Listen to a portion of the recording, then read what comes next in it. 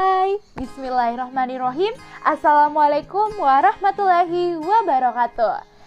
Perkenalkan, nama saya Ummul Humairah dari kelas 12 MIPA 1 UPT SMA Negeri 5 Parepare.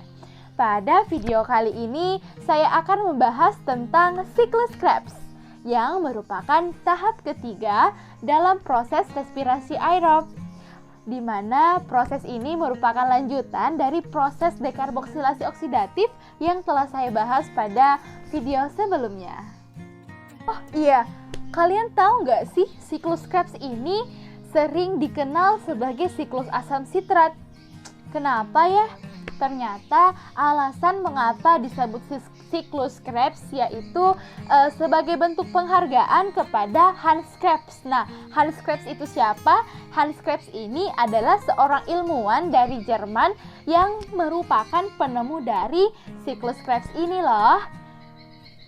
Di samping itu, siklus Krebs terjadinya di matriks mitokondria. Nah, penasaran bagaimanakah prosesnya? Simak terus video ini. Singkat, penjelasan tentang siklus Krebs ini terdiri dari 8 tahapan loh. Pada tahap pertama, asetil-CoA yang memiliki 2 atom karbon yang merupakan hasil dari dekarboksilasi oksidatif akan mengalami kondensasi bersama dengan senyawa oksaloasetat yang memiliki 4 atom karbon, sehingga antara gugus asetil dan oksaloasetat membentuk ikatan menjadi senyawa berkarbon 6 yang kita kenal sebagai sitrat atau asam sitrat. Karena asam sitrat ini merupakan senyawa yang terbentuk pada tahapan pertama siklus ini, maka itulah kenapa siklus Krebs ini dikenal sebagai siklus asam sitrat. Pada saat pembentukan asam sitrat ini, koenzim A akan dilepaskan sehingga sitrat tidak memiliki koenzim A. Nah, enzim yang berperan pada tahap yang pertama ini adalah sitrat sintase. Selanjutnya, pada tahap yang kedua, sitrat akan mengalami perubahan menjadi isositrat yang masih memiliki karbon 6. Karena reaksi yang terjadi pada tahap ini hanya isomerisasi atau pengubahan dari satu senyawa menjadi senyawa lain yang masih memiliki rumus senyawa yang sama. Nah, pada tahap ini terjadi 2 reaksi, yaitu yang pertama pelepasan molekul air atau H2O yang prosesnya dikenal sebagai dehidrasi. Namun kemudian pada tahap ini juga terjadi proses penambahan molekul air yang prosesnya kita kenal sebagai hidrasi. Proses pengubahan sitrat menjadi asam sitrat ini dikatalis oleh enzim akonitase. Pada tahap yang ketiga, isositrat yang memiliki 6 karbon akan diubah menjadi alfa ketoglutarat yang memiliki 5 atom karbon. Sehingga pada tahap ini terjadi pelepasan ikatan, yang berarti ada elektron yang dilepaskan pula. Elektron yang dilepaskan ini akan diterima oleh NAD+, sehingga membentuk NADH. Pada tahap ini pula terjadi proses dekarboksilasi atau pengurangan karbon yang berjumlah 1 karbon. Nah, 1 karbon ini akan membentuk CO2, di mana enzim yang berperan adalah isositrat dehidrogenase.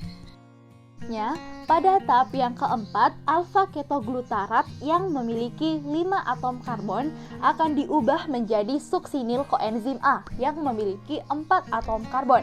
Berarti pada tahap ini juga terjadi dekarboksilasi atau pelepasan 1 karbon. Nah, 1 karbon ini akan membentuk molekul karbon dioksida pula. Selain itu, pada tahap ini pula terjadi reduksi NAD+, sehingga membentuk NADH. Karena pada tahap ini terjadi perubahan dari alfa ketoglutarat menjadi suksinil koenzim A, berarti terjadi penambahan CoA yang masuk pada reaksi ini. Sehingga CoA akan berikatan dengan senyawa suksinil membentuk suksinil CoA, di mana enzim yang berperan pada tahap ini yaitu alfa ketoglutarat dehidrogenase.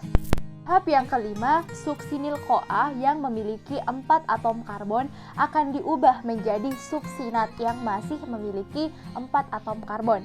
Pada tahap ini tidak ada pengurangan atom karbon seperti pada tahap sebelumnya. Tapi pada tahap ini terdapat beberapa reaksi, yaitu fosfat inorganik atau PI akan berperan pada tahap ini sebagai pemutus ikatan koenzim A yang terdapat pada suksinil. Sehingga pada tahap ini CoA akan dilepaskan dan fosfat inorganik akan berikatan dengan GDP membentuk GTP. Namun, pada beberapa sel fosfat yang telah membentuk GTP akan ditransfer lagi ke ADP sehingga membentuk ATP. Nah, baik GTP ataupun ATP, keduanya memiliki energi yang setara. Jadi, enzim yang berperan dalam tahap ini adalah suksinil-CoA sintase. Selanjutnya, tahap yang keenam yaitu suksinat yang memiliki 4 atom karbon akan diubah menjadi fumarat yang memiliki 4 atom karbon pula. Nah, pada tahap ini terjadi pelepasan elektron, sehingga elektron akan ditangkap oleh FAD, membentuk FADH 2 kali. Enzim yang berperan untuk mengkatalis senyawa suksinat menjadi fumarat adalah suksinat dehidrogenase. Tahap yang ketujuh, terjadi perubahan fumarat menjadi malat. Nah, enzim yang berperan pada tahap ini adalah fumarase. Pada tahap ini terjadi penambahan air atau H2O yang prosesnya dikenal sebagai hidrasi. Selanjutnya, tahap yang ke-8, malat akan diubah kembali menjadi oksaloasetat.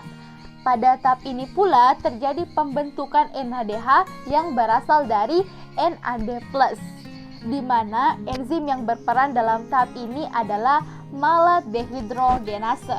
Nah, dengan demikian, dalam satu kali siklus Krebs menghasilkan 3 NADH, 1 FHDH 2 kali, dan 1 ATP. Namun, karena pada dekarboksilasi oksidatif sebelumnya menghasilkan 2 asetil-CoA, berarti otomatis siklus Krebs ini menghasilkan 6 NADH, 2 FHDH 2 kali, dan 2 ATP. Itulah tadi pemaparan singkat dari saya, lebih dan kurangnya mohon dimaafkan. Semoga video ini dapat bermanfaat untuk kita semua. Wassalamualaikum warahmatullahi wabarakatuh dan terima kasih.